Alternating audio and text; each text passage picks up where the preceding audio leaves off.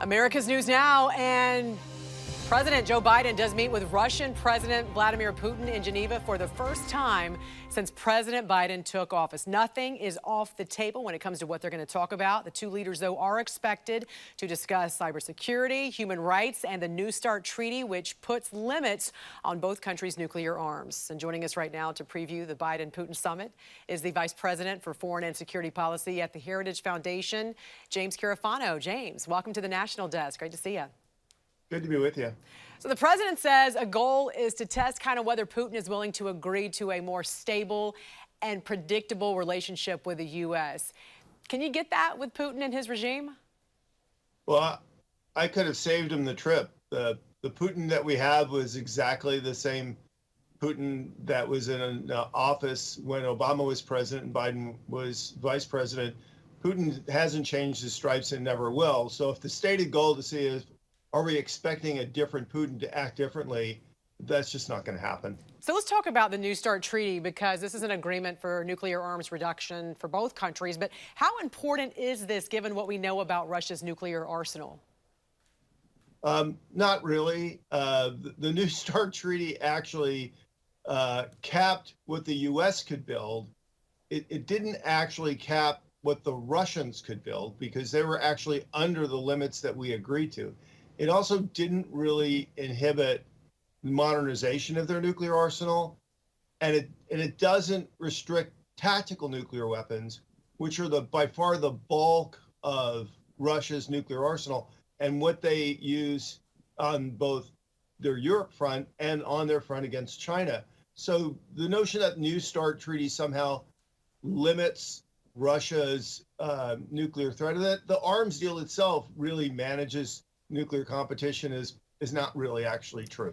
Now, the last time Putin met with the U.S. president was President Trump back in 2018. And during a recent interview on NBC News, Putin called President Trump an extraordinary individual. So how will the differences between the former and the current presidents affect our foreign relations with Russia, do you think?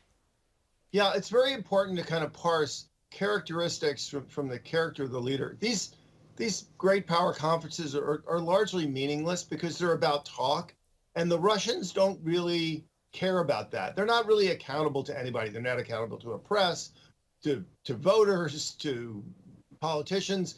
So talk for them is incredibly cheap. What they care about is what the United States actually does. So regardless of how Biden appears or performs during the actual summit, they're going to look and see what are the actual U.S. policies. If you remember back to Trump's first meeting with Putin, it was actually a disaster. His press conference was literally a dumpster fire.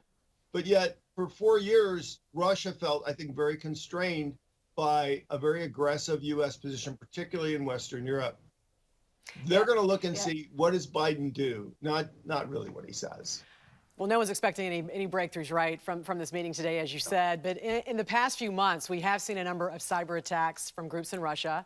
And in a recent op-ed, former Secretary of State Mike Pompeo said, quote, Biden must tell Putin that cyber attacks will be addressed in no different a manner than other attacks on America from Russian soil. Biden should also threaten a merciless cyber response against Russia if government-backed cyber attacks and meddling in our democracy continue, one that should strike at the heart of Russia's security apparatus and Putin's inner circle of kleptocrats if necessary.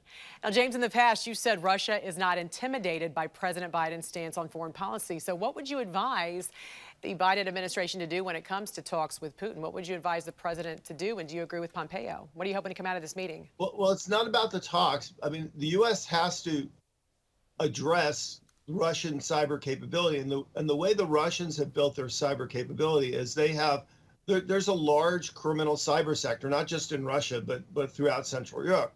Sometimes they just do their own thing. Sometimes they checked with the Russian government. The Russian government just winks. Sometimes the Russian government actually directs this. And they do that because they want to be able to manipulate and manage attribution for being held accountable for these attacks. Unless the U.S. can actually get into the capabilities that the Russian has and affect them, they're not going to affect Russian behavior. So I'll give you a good example. The fact that the United States could demonstrate that on a cyber ransom attack, that they can go and seize all the crypto assets that might be paid. People take note of that because that limits the capability. So again, it's not going to get solved at a conference table. It's going to get solved in a great power struggle where we demonstrate that we can use our power to hurt you when you try to hurt us. So that right there would be the key talking point, you think, for Biden. Sure. But Putin will only take note of it if Biden actually follows through and does something that gets Putin's attention. All right, James Carafano, thank you so much for joining us here on the National Desk. We appreciate it. Thank you.